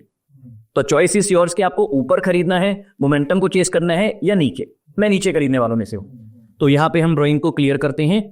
तो द बेयर मिनिमम, मैंने बस अभी रूल नंबर ऐसे 0.1 लेवल की चीज एक्सप्लेन की है कि ऑरेंज से नीचे सस्ता है, मैं खरीदने के बारे में सोच सकता हूं, ऑरेंज से ऊपर महंगा है। जोन्स बना लिया हमने, बाय जोन हो सकता है ऑरेंज के नीचे, सेल जोन हो सकता है ऑरेंज के ऊपर। करेक्ट। ठीक है, आप बोलोगे सर ये ब्लू लाइन का क्या लॉजिक है? ऑरेंज के ऊपर एक ब्लू बैंड क्रिएट हो रहा है, ऑरेंज के नीचे भी ब्लू बैंड क्रिएट हो रहा है। तो ये मैंने लास्ट कैप के लिए एक जोन डिफाइन किया कि 14% का जोन, 15, 16, 12 जो आपको सही लगे फॉलो कर सकते हो। I generally follow 14। इसके 14% के ऊपर जब प्राइस जाता है ना, आप खुद ही ऑब्जर्व करोगे, प्राइस ऊपर वाली ब्लू लाइन को टच करके नीचे गिर जाता है, नीचे वाली ब्लू लाइन को टच करके ऊपर चले जाता है। ठीक है, दोबारा ऊपर वाली ब्लू लाइन को टच करके नीचे गिर जाता है, यहां पे भी टच करके फिर से नीचे गिर जाता है, यहां टच करते ही ऊपर चले जाता है। मतलब बेयर मिनिमम, अगर मैं कोई और सिग्नल यूज ना भी करूं, नीचे वाली ब्लू पे बाय, ऊपर वाली ब्लू पे सेट। मैं एक बार ऑरेंज लाइन को गायब कर देता हूं, आपको दिख जाएगा काफी इजीली कि अगर बेयर मिनिमम मैं इतना भी करूं, नीचे बाय, आप देखेंगे यहां पे बाय मेरा हुआ है, ऊपर ब्लू पे सेल। ये एक बेयर मिनिमम ऐसे लेवल 1 का इंडिकेटर है, नीचे बाय, ऊपर सेल। मात्र 5 महीने में 30% का रिटर्न मिला है हमें। कोई एफडी, कोई आपको पीएस, इंडेक्स फंड, कोई नहीं देगा ऐसे रिटर्न्स। देन हमने बेचा, भाई साहब दोबारा से नीचे आ गया स्टॉक, दोबारा से ऊपर, देन दोबारा से नीचे आ गया स्टॉक, दोबारा से ऊपर। तो ये हर स्टॉक का नेचर है, टिपिकली लार्ज कैप कंपनी का। स्मॉल कैप, मिड कैप का नेचर काफी इससे अलग होता है। दे कैन ट्रेंड, वो ट्रैक कर सकते हैं, उनका एक डिफरेंट नेचर है। लेकिन बेयर मिनिमम लार्ज कैप का ये नेचर होता है। तो मैं कह रहा हूं कि यार मैं 200 दिन के मूविंग एवरेज के नीचे ही बाय करूंगा, ऊपर ही सेल करूंगा। तो पहला इंडिकेटर अगर आप एज इट इज भी यूज करना चाहो कि मैं तो जी नीचे वाली व्यू पे बाय करूंगा, ऊपर वाली व्यू पे बेचूंगा, तो भी आपका पैसा बनेगा। ठीक है, लेकिन अभी जो मैं बता रहा हूं सिग्नल, वो थोड़ा बेटर है, क्योंकि वो वाला इंडिकेटर, इस इंडिकेटर ने हमें बताया है कि स्टॉक सस्ता है। करेक्ट। दूसरा इंडिकेटर हमें बताएगा कि स्टॉक बढ़ने के लिए तैयार है। वो अपने अंदर कुछ MACD, RSI और मोमेंटम इंडिकेटर की कॉम्प्लेक्स कैलकुलेशन यूज करता है, जिससे वो हमें सिग्नल देता है कि हाँ अब मैं बढ़ने वाला हूं या अब मैं गिरने वाला हूं। ठीक है, तो वो इंडिकेटर का नाम है नॉक्स। आप सिंपल टाइप करोगे सर्च में KNOX, आपके सामने आएगा Rob Booker Knoxville divergence. Yes, आप इस पे क्लिक करोगे, मैंने फेवरेट में मार्क करके रखा हुआ है। तो पहले वाले इंडिकेटर को मैं हाइड कर देता हूं ताकि हम रॉब बुकर को एकदम अच्छे से समझ पाए। आप इस इंडिकेटर का नेचर समझोगे। अब अगेन इसमें भी हमें सेटिंग में थोड़ी सी चेंजेस करने हैं। Bars back is similar to envelope का लेंथ, दोनों में सेम रखना है। It should be 200। RSI 21 US में बेस्ट वर्क करता है। मैंने ट्रेड नहीं किया, मतलब जिस हेज फंड का था मैंने ट्रेड किया था, वो 21 यूज करते हैं RSI वहां पे। लेकिन इंडिया के कॉन्टेक्स्ट में 14 वर्क्स द बेस्ट। मोमेंटम 20, 21, 19 आप कुछ भी सेट कर सकते हो। 20 है, लेट इट बी, डिफॉल्ट करके रखते हैं। स्टाइल में जाएंगे, रेड लाइन को थोड़ा सा हम बोल्ड करते हैं ताकि हमें दूर से ही दिखाई दे रहा है कि भाई बाय करने का समय आ गया है या सेल करने का समय आ गया है। अब इस इंडिकेटर का बेयर मिनिमम जो काम है वो है मेरे को बताना कि स्टॉक या तो बढ़ने वाला है या गिरने वाला है। प्लीज नोट, जब स्टॉक ट्रेंडिंग में होता है तो ये सेलिंग के फॉल्स सिग्नल दे सकता है। पहले ही आपको बिकवा दे, उसके बाद स्टॉक बढ़ जाए, दैट कैन हैपन। जब स्टॉक गिर रहा होता है, ये कई बार हल्का सा पहले भी बाय करने को बोल सकता है। मैं सिंपली रूल्स को फॉलो करता हूं। सिग्नल ने मेरे को बोला खरीदो तो मैं खरीदूंगा, सिग्नल ने मेरे को बोला बेचो तो मैं बेचूंगा। मैं पहले शॉर्ट सेल कभी नहीं करता मार्केट को, because people do that. Market can trend more than you can imagine. ये हो सकता है मार्केट में, तो मैं ऐसा नहीं करता कि मैं जबरदस्ती ट्रेंड के आगे ऐसे जाऊंगा कि मेरे को भी महंगा स्टॉक है बेचने में शॉर्ट सेल कर दूंगा। I never short cell any stock. अगर स्टॉक अच्छा है पहले मैं खरीदूंगा फिर मैं बेचूंगा, ऑलवेज। तो आप देखेंगे कि इसका एक टिपिकल नेचर है, जब ऐसी लाल कलर की तिरछी लाइन नीचे की तरफ बनती है, आप देखेंगे कैंडल्स के नीचे जब डाउनवर्ड डायरेक्शन में लाइन बनी है, ठीक है, उसके बाद स्टॉक ने एक क्विक अप मूव दिया है। इसका मतलब क्या है? ये बता रहा है कि डाउन ट्रेंड था उस टाइम पे। ये इंडिकेटर ने जस्ट नीचे वाली लाइन बना के हमें बताया है कि अब बढ़ने को तैयार है। पहले का डाउन ट्रेंड था, बुरे वक्त खत्म हो गए हैं, चांसेस हैं कि स्टॉक ऊपर जाएगा। सब नंबर गेम है, प्रोबेबिलिटी गेम है। यहाँ पे सिग्नल आते ही ऊपर गया, यहाँ पे सिग्नल आते ही ऊपर गया, यहाँ पे सिग्नल आने के थोड़ी देर बाद ऊपर गया बट स्टिल ऊपर गया। यहाँ पे भी आप देखेंगे सिग्नल आया, थोड़ा सा और नीचे गिरा, दोबारा आया, उसके बाद ऊपर गिरा, ऊपर गया। तो इट्स अ प्रोबेबिलिटी गेम की हल्का फुल्का ऊपर नीचे एक्यूरेसी चल सकती है, लेकिन ये मुझे इतना बता रहा है कि अगर रॉब बुकर भाई साहब ने बोल दिया है, इस इंडिकेटर ने अगर बोल दिया कि हाँ अब खरीदने का टाइम है, तो भाई खरीदने का समय आ गया है। लेकिन क्या मैं कहीं भी खरीदूंगा? अब मेरा पहला इंडिकेटर मेरे को दिख रहा है ये थोड़ा सा ऊपर है, ये मैं कैसे डिफाइन कर रहा हूं ऊपर है? ये मेरे को दूसरा इंडिकेटर हेल्प कर रहा है डिफाइन करने में। इसकी कुछ एक्यूरेसी है, लेट्स से 60-70 से ज्यादा है इसकी, 80-90% एक्यूरेसी इसकी है, एनवेलप की अच्छी खासी एक्यूरेटी है, मोर देन 80। मैं दोनों को कंबाइन करूंगा तो my accuracy is going to get better. मेरे नंबर ऑफ ट्रेड थोड़े से कम हो जाएंगे। जो एक प्रॉफिटेबल ट्रेड मेरे को यहां मिल सकता था, नहीं मिला, कोई बात नहीं। क्यों नहीं मिला? क्योंकि ये ऑरेंज लाइन के ऊपर है। बेयर मिनिमम स्टॉक अगर ऑरेंज के नीचे है तो मैं बाय का सिग्नल ढूंढूंगा। तो आप दो चीजें कर सकते हो, मैं ड्राइंग एक बार क्लियर करके आपको दिखाता हूं। आप चाहे तो यहां डायरेक्टली यहां बाय कर सकते हो कि मैंने तो ब्लू लाइन पे बाय किया है, मैं ऊपर ब्लू पे बेचूंगा। You can do that as well. So that is only envelope. That is only envelope आप फॉलो कर सकते हो। आप बोलो नहीं मैं दोनों को साथ में फॉलो करूंगा, एनवेलप को हटा के ऑरेंज लाइन का फंडा combine with Rob Booker Knoxville divergence, कि जब ऑरेंज से स्टॉक नीचे आया है, जो यहां पे आ गया है, जब मेरी लाल लाइन नीचे की तरफ बन गई है, दोनों डायरेक्शन में बन गई है, अब मैं अगले दिन आके चुपचाप ऐसे मुंह पे उंगली रख के स्टॉक को खरीद लूंगा। 2% ऊपर मिले, 3% ऊपर मिले, 2% नीचे मिले, मार्केट में नेगेटिव न्यूज हो, कुछ भी हो, रूल्स आर रूल्स। मार्केट ने मेरे को बोला है खरीदो, मैं खरीदूंगा, मैंने यहां पे आगे चुपचाप खरीद लिया। अब बेयर मिनिमम ऑरेंज के नीचे बेचना पाप है। अगर आप ऐसा कर रहे हो तो आप मतलब वैल्यू ट्रेडिंग के पॉइंट ऑफ व्यू से आप कभी अमीर नहीं बन पाओगे। ठीक है, तो ऑरेंज तक जाने में बेयर मिनिमम 30% का गेन है। ये तो मेरी जेब में आ गया। ठीक है, इसके बाद भी मेरे को कहां बेचना है? ऑरेंज के ऊपर। जब लाल लाइन ऊपर की तरफ बनती है, जनरली उसके बाद ही गिरता है। एक बार मैं आपको वो भी दिखा देता हूं, आई थिंक मैं वो दिखाना भूल गया। आप देखेंगे जब नीचे की तरफ बनती है लाल लाइन, ये ऊपर जाता है। जब ऊपर की तरफ बनती है, ये गिर जाता है। ऊपर की तरफ यहां पे बनी, यहां पे नहीं गिरा, कोई बात नहीं, यहां पे बनी, गिर गया। देन अगेन ऊपर की तरफ लाइन एक बार यहां पे कंप्लीट हुई, स्टॉक गिर गया, एक बार यहां पे कंप्लीट हुई, हल्का सा जाके फिर गिर गया। तो जब लाइन नीचे की तरफ बनती है, इट्स एन इंडिकेशन कि स्टॉक ऊपर जाने वाला है, खरीद लो। जब लाइन ऊपर की तरफ बनती है, इट्स एन इंडिकेशन कि स्टॉक नीचे गिरने वाला है, बीच। तो सिंपली हमें दोनों सिग्नल्स को कंबाइन करने हैं। Let me remove some previous drawings. दोनों को मैंने ऐड किया। स्टॉक मेरा जब 200 दिन के मूविंग एवरेज के नीचे आया है और मेरा बाय सिग्नल आया है, मैंने अच्छे बच्चे की तरह सबसे पहले मुंह पे उंगली रखी, न्यूज कान बंद कर लिए, न्यूज को देखना नहीं है। क्योंकि मेरे साथ जनरली ये होता है, I don't know other traders, जब मेरी स्ट्रेटेजी बोलती है ना खरीदो, न्यूज वाले पता नहीं क्यों बोल रहे होते हैं बेचो, नेगेटिव सेंटीमेंट होते हैं अलग। जब मेरी स्ट्रेटेजी बोलती है बेचो, न्यूज वाले पता नहीं क्यों बोल रहे होते हैं खरीदो, मल्टीबैगर है। तो मैंने फॉलो किया है रूल्स। अगर किसी और ने फॉलो की है न्यूज को, तो किसका पैसा बनेगा? मेरा का। तो यहां पे देखते हैं, यहां मैंने रूल्स के अकॉर्डिंग खरीदा, ignoring all the noise, rules के अकॉर्डिंग बेचा। 2 मंथ 45% प्रॉफिट। रूल्स, मैंने सिंपली रूल्स को फॉलो किए हैं। यहां पे मैंने रूल्स के अकॉर्डिंग खरीदा, मेरे खरीदने के बाद स्टॉक 7% गिरा। अब लोग बोलेंगे सर ये तो सिग्नल फेल हो गया, सेलिंग का सिग्नल तो नहीं आया ना अभी। सेलिंग का सिग्नल आए बिना फेल कैसे बोल सकते हो? सेलिंग का सिग्नल आया है यहां पे, मेरे सेल के बाद भी ऊपर गया है, इट्स ओके, जाने दो। मेरे हिस्से में जितना, ऐसे ना मेरे कुएं में जितना पानी था मैंने वो पी लिया। मेरी स्ट्रेटेजी ने जितना प्रॉफिट प्रॉमिस किया था मेरे को मिल गया। 2 महीने में यहाँ 45% मिला, यहाँ पे लगभग 4 महीने में मेरे को 4 महीने से भी कम में बल्कि 17% मिला। दोबारा स्टॉक गिरा, यहाँ पे मैंने रूल के अकॉर्डिंग खरीदा, इसका सेल सिग्नल भी यहाँ पे आया है। यहाँ भी मैंने दोबारा से एवरेज कर सकता हूँ रूल के अकॉर्डिंग, इसका सेल सिग्नल भी यहाँ पे आया है। तो यहाँ पे मेरे को तीसरा ट्रेड भी मिला, 2 महीने में 9.5% का प्रॉफिट। अगेन ट्रेड 1 मंथ 18% का प्रॉफिट। बस डिसिप्लिन के साथ फॉलो करना है, जो कई लोग नहीं कर पाते हैं। अब एक क्वेश्चन आपके माइंड में आ रहा होगा कि इतना एक्यूरेट ये सिग्नल्स है कैसे? कुछ तो डाउट आ रहा होगा ना कि ये सिग्नल इतना एक्यूरेट कहते हैं कि कोई स्टॉक, क्योंकि सभी के लोग माइंड में ये डाउट आना चाहिए कि सर जो स्टॉक ऊपर से गिरे जा रहे 34% डाउन है, आपने बॉटम में कैसे कैच कर लिया? How is it possible? आ रहा होगा डाउट। क्योंकि यार बिग प्लेयर्स भी कहीं ना कहीं ऐसी ही चीजें फॉलो कर रहे हैं। मैंने आपको कुछ देर पहले बोला था मोमेंटम एंड रिवर्जन के सिग्नल्स वो कंबाइन करते हैं। तो अब इसी तरीके का कोई सिग्नल मैंने यूएस मार्केट में कोड किया है। I can reveal the exact statistics of that, लेकिन कुछ इस तरीके की चीजें ही वो एल्गोरिदम भी करता है। तो अब बिग प्लेयर्स के साथ हम लिटरली कोड कर रहे हैं। देखो अगर बिग प्लेयर्स की एक्टिविटी ना हो ना तो ये पॉसिबल ही नहीं है कि जो स्टॉक पिछले 7-8 महीने से गिरे जा रहे हैं, 34% डाउन है, वो 2 महीने में 45% बढ़ गया। कैसे हो सकता है ये? 30% गिर रहा है 7 महीने से, 2 महीने 45% अप, बिकॉज नीचे बिग प्लेयर्स ने बल्क में बाइंग की है।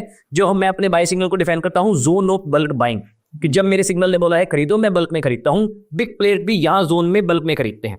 तो यहाँ जोन ऑफ बल्क बाइंग में हमने खरीदा, ऊपर 2 महीने में जो स्टॉक 45% अप गया है, हाउ इज इट पॉसिबल कि वो दोबारा से विद इन 6 मंथ 25% डाउन आ जाए? इतनी प्यार से, इतनी हौले हौले करके स्टॉक बेचारा टॉप तक पहुंचा था, दोबारा से गिर गया। गिरने का रीजन सिंपल होता है, बिग प्लेयर्स की सेलिंग, बिग प्लेयर्स का प्रॉफिट बुकिंग। बिग प्लेयर्स ने नीचे खरीदा है, उन्हें भी पता है सस्ता हो गया है। बिग प्लेयर्स ने ऊपर बेचा है, उन्हें भी पता है महंगा हो गया है। दोबारा से नीचे आया, दोबारा से जोन क्रिएट हुआ, उन्होंने खरीदा, दोबारा से ऊपर लेके गए। मेरे सिग्नल ने पहले एग्जिट दिला दिया, कोई बात नहीं, बिग प्लेयर्स ने और ऊपर ले जाके बेच दिया। मेरा कोई लॉस तो नहीं हुआ ना यहाँ पे, मेरा घाटा हुआ बिल्कुल भी नहीं, अपॉर्चुनिटी किस हुई है, कोई बात नहीं। तो इस तरीके से जब आप रूल्स को फॉलो करते हुए ट्रेडिंग करते हो तो लॉन्ग रन में मार्केट आपको प्रॉफिट देगी ही देगी। ये तो बस एक स्टॉक है, एक और देखते आ जाइए शॉर्ट। तो दूसरा स्टॉक में एक बार डाबर को देखते हैं। सेटिंग में एक बार रिवाइज करा देता हूं। इंडिकेटर पे जाके हमें पहला इंडिकेटर प्लॉट करना है एनवेलप जी। एनवेलप प्लॉट करने के बाद settings are very simple. Input is length 200, percentage 14। Again 14 is something I like, आप 13, 12, 15 कुछ भी चूज कर सकते हैं। ऑफ कोर्स आपने बैक टेस्टिंग की होगी तो बेटर रिजल्ट्स। पैरामीटर में 14 बेस्ट आया है। लेंथ 200, स्टाइल में हम हल्का सा ऑरेंज लाइन को डार्क रखेंगे ताकि हमें दूर से ही दिखाई दे। And same thing will do with Rob Booker Knoxville divergence. Input bars back 200, RSI 14, style में थोड़ा सा मोटा रखेंगे। अब देखो कई लोग कहते हैं कि कितने साल के डेटा पे बैक टेस्टिंग करें, 1 साल 2 साल। जिस तरीके की स्विंग ट्रेडिंग मैं कर रहा हूं 10 साल भी कम है। आप कम से कम 10 साल देखो, आपको अगर कोई भी सेटअप आपको मार्केट में इंप्लीमेंट करना है, आप 2 महीने के लिए मार्केट में नहीं हो, 6 महीने के लिए मार्केट में नहीं हो, you are here for the next 10-20 years ना। तो बैक टेस्ट भी उतने टाइम पीरियड पे करते हैं। आ जाओ अच्छे से पीछे जाते हैं, एक बार देखते हैं जब जब बाय सिग्नल आया है। मैं ये नहीं कह रहा मेरा बार बार बाय सिग्नल आएगा, लेकिन जब जब बाय सिग्नल आया है क्या मैंने प्रॉफिट कमाया है या नहीं कमाया। आ जाइए, तो यहाँ पे 2011 से ही देख लेते हैं बेयर मिनिमम। यहाँ पे हमारा पहला बाय सिग्नल आया है, हल्का सा इसको स्क्रीन को बड़ा कर देंगे। This is our first buy signal. Next day आके मान लो थोड़ा ऊपर भी आपने खरीदा, this is first sell signal, 2 months 18% profit. तो जस्ट टू कंफर्म, मुझे बाय तब करना है जब नॉक्स डिवर्जेंस वाली जो लाइन है वो खत्म हो गई है। एक तो डाउनवर्ड्स कर्व थी उसकी और वो एंड हो गई है, उसके बाद मुझे बाय करना है। Basically that's a great question. ये लाइन आपको बनने के बाद ही दिखाई देगी। हाँ, आपको ऐसा नहीं है कि पहले छोटी दिखाई दे रही है फिर बड़ी होती जा रही है। जब तक वो बन रही है तब तक दिखाई नहीं देगी। बिल्कुल, अगर कंप्लीट होने के बाद ही दिखाई देती है। कंप्लीट होने के बाद तो थोड़ा बहुत ऊपर नीचे होती है कभी कभी। ऐसा नहीं है कि आपको पूरी बनने के बाद दिखाई देगी, हो सकता है 1-2 दिन पहले भी दिखाई दे रहा है, देन हल्का सा और नीचे। तो जैसे ही आपको पहली बार लाइन दिखाई दे गई कि हाँ this is my line, my stock is below 200 moving average, we can buy. ठीक है, ठीक है। तो यहाँ पे आप देखेंगे ऑरेंज लाइन के नीचे है स्टॉक, लाल लाइन नीचे की तरफ बनी है, we can buy the next day जिस प्राइस पे मिल रहा है।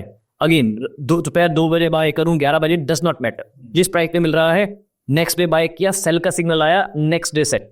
यहाँ पे हमारा बेचने के बाद और ऊपर गया है, कोई बात नहीं, कांट हेल्प इट। लेकिन जब मेरा दोबारा बाय सिग्नल आया, स्टॉक ऑलरेडी जहां मैंने बेचा था उससे बहुत नीचे आ चुका है, इसका सेल सिग्नल बहुत ऊपर आया है।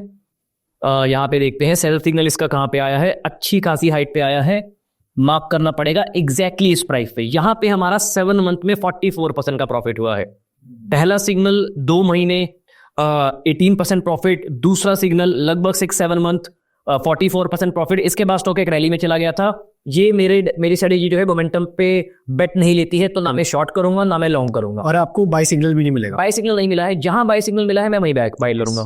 तो यहाँ पे मेरे को 1-2 साल बाद दोबारा से बाय सिग्नल मिला है। जनरली स्पीकिंग जितने भी मोमेंटम स्टॉक्स होंगे वो मूविंग एवरेज के ऊपर होंगे, तो हमें वो बाय जोन में हमारे यहाँ आएंगे ही नहीं। Exactly, correct, yes. तो मैंने अगेन रूल के अकॉर्डिंग खरीदा, 200 दिन के मूविंग एवरेज से नीचे, my buy signal, I bought over here, sold over here. Simply rules के अकॉर्डिंग मैंने यहाँ पे खरीदा, रूल्स के अकॉर्डिंग मैंने यहाँ पे बेचा। अब एक छोटा डाउन आपका आ सकता है यहाँ पे कि ये लाइन ऑरेंज के ऊपर स्टार्ट हुई है पर ऑरेंज के नीचे बंद हुई है, क्या हम इसे कंसीडर करेंगे? Absolutely we are going to consider it, क्योंकि क्लोजिंग ऑरेंज के नीचे है। तो रूल्स के अकॉर्डिंग बाय, रूल्स के अकॉर्डिंग सेल लगभग यहाँ पे आया। बट इसमें हम ये ध्यान रख लेंगे कि अगर हमारे से वो मिस हो गई है और 1-2 दिन बाद हम चेक कर रहे हैं तो ऑरेंज के जरूर नीचे ही होना चाहिए। बिल्कुल ऑरेंज ऐसे ऑरेंज के नीचे ही करना है। ओके बिल्कुल। अगेन देन हमने देखा रूल के अकॉर्डिंग बाय, या हल्का सा पहले सिग्नल आया है तो पहले ही बाय करेंगे। रूल के अकॉर्डिंग बाय, रूल के according sell, again 4 month 28% profit. Then यहाँ पे कोई सिग्नल नहीं है, दैट्स फाइन। देन यहाँ पे मल्टीपल सिग्नल्स है। रूल के अकॉर्डिंग बाय, रूल के अकॉर्डिंग सेट, ठीक है। आप एवरेज करना चाहो तो एक और सिग्नल नीचे भी आया है, दोबारा बाय कर सकते हो। रूल के अकॉर्डिंग बाय, रूल के according set. What do you do? So अगर एक कैपिटल में एक स्टॉक में ऑलरेडी एक सिग्नल आ चुका है, बिल्कुल, आपने लेट्स से 1 लाख रुपए डिप्लॉय कर दिया है, how do you deploy capital? कैसे आप करते हैं? मैं कोशिश करता हूँ कि मिनिमम 10% और वो नीचे करे, उसके अलावा मैं दोबारा से बाय नहीं करता। ऐसा नहीं कि 2% नीचे गिरा मैं दोबारा बाय कर लूंगा। अगर मैंने 1000 पे बाय किया है और मेरा 1400 1300 का टारगेट है जो भी है, तो दूसरा बाय मैं 900 पे ही करूंगा, बेयर मिनिमम 10% का। तो 10% और चीपर होना चाहिए स्टॉक और for you to buy. Exactly ठीक है। मतलब वही जहाँ पे स्मार्ट लोग स्टॉप लॉस लगाते हैं वहां पे मैं बाय कर लेता हूँ कि ठीक है, let's see who makes big money, तो हमारा पैसा बन जाता है। अब यहाँ पे आप एक क्वेश्चन पूछ सकते हो कि ये लाइन यहाँ पे बाय करेंगे या यहाँ पे। एज मेंशन लाइन कंप्लीट होने के बाद दिखाई देगी, तो यहाँ पे हम कुछ नहीं कर पाएंगे, हम यहाँ बाय करें। यहाँ पे हमें सिग्नल नहीं आएगा, दिखेगी नहीं हमें वो एग्जैक्ट स्टार्टिंग में। Exact right. यहाँ पे हमने बाय किया नेक्स्ट डे, सेल किया नेक्स्ट डे। अगेन यहाँ पे हमने बाय किया नेक्स्ट डे, सेल किया नेक्स्ट डे। इसमें हेमंत क्या हमारी ब्लू लाइन का भी कोई सिग्निफिकेंस है? अगर ब्लू लाइन से भी नीचे बाय सिग्नल आ रहे हैं तो वो और बेटर है। मतलब दोनों सिग्नल आपको एक साथ कह रहे हैं, एनवलप भी कह रहे हैं कि ब्लू के अकॉर्डिंग खरीद लो, नॉक्स भी कह रहे हैं कि हाँ मैं बढ़ने वाला हूँ, ओके दिस मच बेटर। तो मतलब जैसे अभी तो मैं आपको 1-2 स्टॉक्स पे लगा के दिखा रहा हूँ ना, लेकिन जब मैं लाइव में स्ट्रेटेजी को इंप्लीमेंट करता हूँ तो मैं 50 स्टॉक की लिस्ट को गो थ्रू करता हूँ कि किसमें एनवलप का सिग्नल है, चेक, किसमें नॉक्स का सिग्नल है, चेक। अब लेट्स से 50 में से 20 स्टॉक में दोनों के सिग्नल हैं, 20 स्टॉक में लॉजिकली मेरे को बाय कर लेना चाहिए, लेकिन मैं अब 20 स्टॉक्स में से वो 10 सिलेक्ट करूंगा जो स्टॉक नीचे वाली ब्लू के भी डाउन होंगे, क्योंकि डायरेक्टली बाय नहीं करना है। डायरेक्टली तो प्रॉफिटेबल है ही, लेकिन एक्यूरेसी ज्यादा कहां पे है, जहां मेरे को नीचे वाली ब्लू के भी नीचे मिलेगा, मैं उनको प्रेफरेंस दूंगा ऑलवेज। तो farther away from the orange line, जितना ज्यादा दूर हो उतना ज्यादा अच्छा, क्योंकि उतना ज्यादा आपको चीपर मिल रहा है। Correct, absolutely correct. Then again यहाँ पे बाय का सिग्नल आया हुआ है, क्विक अप गया था, वापस नीचे आ गया है, बहुत अच्छी बात है। ठीक है, मैं अभी भी, अगर किसी ने नहीं खरीदा डाबर, कोई ये पॉडकास्ट देख रहा है और अभी भी सस्ता है डाबर, तो यहाँ पे ले लो। बेयर मिनिमम ऐसे 15-20% का टारगेट आपका 5-6 महीने में आराम से आ जाएगा। वैसे पास में 5-6 महीने नहीं लगे हैं, यहाँ पे 2 महीने में 17% का आया था, यहाँ पे 40 डेज में 13% का आया था मोमेंट, यहाँ पे 2 महीने में 22% का आया था। तो यहाँ पे भी एक्सपेक्ट कर सकते हैं आपकी 6 महीने के अंदर अंदर इस तरीके के 20% के गेन आपके कहीं नहीं गए। बेयर मिनिमम ये तो आ ही रहा है। Very interesting. और डाबर, बजाज फाइनेंस ऐसी कंपनीज है जो आपका कैपिटल तो सेफ है, पैसा आपका कहीं नहीं जा रहा। एग्जैक्ट। तो आप एफडी की तरह ही इसको मान के चलो कि बजाज फाइनेंस में डाला है तो डूबेगा तो नहीं। बिल्कुल। और आपको एक अच्छा खासा मूवमेंट मिल रहा है जहां पे आप 30-40% कुछ महीनों में निकाल सकते। बिल्कुल बिल्कुल। Very interesting, very interesting. कुछ 1-2 और स्टॉक्स जहां पे आपको रिसेंट सिग्नल्स दिखे हो? बिल्कुल, आप देखिए नेस्ले एक स्टॉक है। नेस्ले मैंने बहुत अच्छी क्वांटिटी में बाय किया है। मैं किसी को भी यहाँ पे, जो मेरे दर्शक है, एफएनओ सजेस्ट नहीं करता हूँ, लेकिन मैं एफएनओ कभी कभी कर लेता हूँ। जैसे नेस्ले में अगर बाय सिग्नल मिला है, पहले पास में देखते हैं ना, पास में कहाँ बाय सिग्नल मिला था, ताकि कॉन्फिडेंस बिल्ड होगा कि ये स्ट्रेटेजी सही में वर्क करती भी है या हम हवा में तीर मार रहे हैं। ठीक है, यहाँ पे आके देखते हैं। अगेन 2012 के अराउंड आ गया हूँ मैं बैक टेस्टिंग करने के लिए, क्योंकि जो स्ट्रेटेजी कम से कम पिछले 12 साल काम नहीं कर रही थी, वो आगे 12 साल भी शायद नहीं करेगी काम। तो देखते हैं, जहां पे मेरा बाय सिग्नल आया है, यहाँ पे सेल सिग्नल 47 डेज 20% की, यहाँ पे मेरा बाय सिग्नल आया है, यहाँ पे सेल सिग्नल 69 डेज 26% प्रॉफिट, यहाँ पे मेरा बाय सिग्नल आया है, यहाँ पे सेल सिग्नल, यहाँ पे थोड़ा सा टाइम लगा है एंड प्रॉफिट भी कम हुआ है, बट अगेन 4 महीने में 13% का प्रॉफिट भी बुरा नहीं है। यस, बुरा नहीं। यस, ठीक है। उसके बाद ये एक मूवमेंट में आ गया था, आई कांट हेल्प इट, मेरी स्ट्रेटेजी इस बिहेवियर को प्रेडिक्ट नहीं करती है, जाता है स्टॉक ऊपर, जाने दो। अब जब ये स्टॉक ऊपर जा रहा है, हमारे ब्रेकआउट वाले मोमेंटम ट्रेडर्स आएंगे, वो खरीदेंगे, उनका लॉस कराने के लिए बिग प्लेयर स्टॉक को गिराएगा, जब बिग प्लेयर गिराएगा मेरा बाय सिग्नल आ जाएगा। तो मैंने अगेन रूल्स के अकॉर्डिंग यहाँ पे खरीदा, इसमें सेल सिग्नल काफी जल्दी आ गया है, नॉनदलेस वी मेड मनी। दोबारा से रूल्स के अकॉर्डिंग खरीदा, रूल्स के अकॉर्डिंग बेचा, देन ये ऊपर जा रहा है, देन यहाँ पे एक छोटा सा सिग्नल आया है, इफ वी सी क्लोजली, इसकी क्लोजिंग ऑरेंज से नीचे ही है। हाँ। लेकिन अगले दिन प्राइस एकदम शूट अप कर गया है, तो हमने इसको मिस कर दिया होता। दैट्स एब्सोल्युटली फाइन, इग्नोर करो इसको। ठीक है, देन हमारा एक और बाय का सिग्नल ऊपर आएगा। चार्ट को थोड़ा ऑटो कर लेते हैं। यहाँ पे हमारा एक और बाय का सिग्नल आया है, दोबारा सेल सिग्नल काफ़ी लेट आया है, तो इसका सेल भी यहाँ पे आया है। अगर आपने दोबारा यहाँ पे बाय किया है, वैसे अगर आपने यहाँ बाय कर रखा है तो दोबारा बाय कर सकते हो, कोई दिक्कत नहीं है। इसका सेल भी यहाँ पे आया है, तो इसमें थोड़ा सा समय लगा है 331 डेज, एक साल में स्टिल वी मेड 28%, कहीं नहीं मिलता, ठीक है। और दिस इज द लॉन्गेस्ट हमने होल्ड किया है, वरना 2-3 महीने में सेल के सिग्नल आ जाते हैं, राइट। दोबारा रूल्स के अकॉर्डिंग बाय किया है, पहले हल्का था, होल्डिंग टाइम पीरियड है। अब यहाँ पे ना देखिए, लोगों को जल्दी रिटर्न चाहिए। मैं खुद एक्सेप्ट करता हूं, मेरे बाय करने के बाद 107 डेज तक मैं बैठा हुआ हूं, लगभग 3 महीने 7 दिन, no returns, almost 0% returns. Then suddenly कितने दिन में ये रिटर्न आया है? 1 महीने में 16% का गेन। मैं 1 महीने में 16% कमाने के लिए यहाँ पे नहीं आया हूं, मैं साल का 30% कमाने के लिए आया हूं। तो रूल्स के अकॉर्डिंग बाय, रूल्स के अकॉर्डिंग सेल। मेरा यहाँ पे 1 महीने में 16% नहीं हुआ है, मेरा यहाँ पे 5 महीने में 15% का गेन हुआ है, which is again a great returns. Then again stock ने यहाँ पे एक अपटिक शो किया है हमें, एंड लकीली नेस्ले भी एक बहुत ही अच्छे बाय पॉइंट पे है। अभी चॉइस इज योर्स, आपको क्या करना चाहिए। स्ट्रेटेजी ने तो बोला है खरीदो, तो स्ट्रेटेजी ने बोला है खरीदो, तो मैंने अच्छे से खरीद रखा है इसको। Awesome, ठीक है। Of course these are not recommendations, ये हम पढ़ा रहे हैं, उसके लिए एग्जांपल्स आपके साथ डिस्कस कर रहे हैं। बिल्कुल, of course Hemant might have deployed some capital here, but these are not suggestions, recommendations, tips. इसमें एक डाउट मेरा आ रहा है हेमंत, आपने मेंशन किया पहले कि you don't use stop loss at all, तो इस स्ट्रेटजी में हम बिल्कुल स्टॉप लॉस नहीं लगाएंगे। मैं नहीं लगाता। अच्छा, आप नहीं लगाते हैं। इस सिनेरियो ये बन सकता है कि जहां पे हमारा बाय सिग्नल आया and something very bad happens in the market, जिसकी वजह से पूरी की पूरी मार्केट ही डाउन ट्रेंड में चले गई, जैसे कोविड सिनेरियो का अच्छे से सिनेरियो, कि 2-3 महीने में 5000 के 5000 स्टॉक्स 50% नीचे हैं। बिल्कुल, राइट। और उसमें कोई रिटेल ट्रेडर अगर बाय पोजीशन लेके बैठा है, मान लो नेस्ले और 10 और स्टॉक्स में, वो कुछ ट्रैप नहीं हो जाएगा कुछ महीनों के लिए? ऑफकोर्स रिकवरी होगी, दोबारा मीन पे आएगा, अच्छे स्टॉक्स हैं, बट वो ट्रैप हो जाएगा। तो उस सिनेरियो में आप क्या करते हैं? How do you use your? यार देखो, ये तो वैसा ही हो गया ना कि सर मुझे अपने घर पे ऐसा कोई पेंट कराना है कि जो कभी भीगे ना। अगर बादल हैं, पूरे मोहल्ले में बारिश हो रही है, तो आपका घर भी भीगेगा। अगर आप कह रहे हो 5000 के 5000 स्टॉक डाउन है, जो कि कोविड टाइम पे हुआ था, सभी स्टॉक में लोअर सर्किट था, तो हमारा स्टॉक भी गिरेगा। उस केस में आपको सिंपली होल्ड करना है, सिंपली रूल्स को फॉलो करना है, एंड मार्केट से आप कई गुना बेटर रिटर्न्स कमा के जाओगे। बिकॉज जो लोग ब्रेकआउट ट्रेडिंग कर रहे हैं, हमें समझने की जरूरत है, वो लोग बेचारे यहाँ पे ट्रैप हैं, ऊपर के रेट पे फंसे हुए हैं। एटलीस्ट हमने तब बाय किया है जब वो स्टॉक ऑलरेडी ऊपर से 20-30% डाउन है already. So there is the concept of margin of safety. हमारा मार्जिन ऑफ सेफ्टी कई गुना बेटर है as compare to other traders. Correct, very interesting. सही है, ठीक है। आपने इसको बैक टेस्ट किया, दोनों अल्फाज को कंबाइन करके, what is the kind of returns you have been seeing? I am seeing 30% yearly returns. And कितनी एक्यूरेसी आती है ट्रेड्स में? There is no stop loss, तो अगर मैंने खरीदा है, मैं प्रॉफिट में ही सेल करूंगा। उसके तो मतलब चाहिए the definition of accuracy is 100%। हाँ, मेरा भी आप होल्ड करके रखोगे जब तक वो आपको सेल सिग्नल मिलता नहीं, तो वो आपके पोर्टफोलियो में एडेड है। और आपका यूजुअली कितना होल्डिंग पीरियड रहता है ऑन एन एवरेज?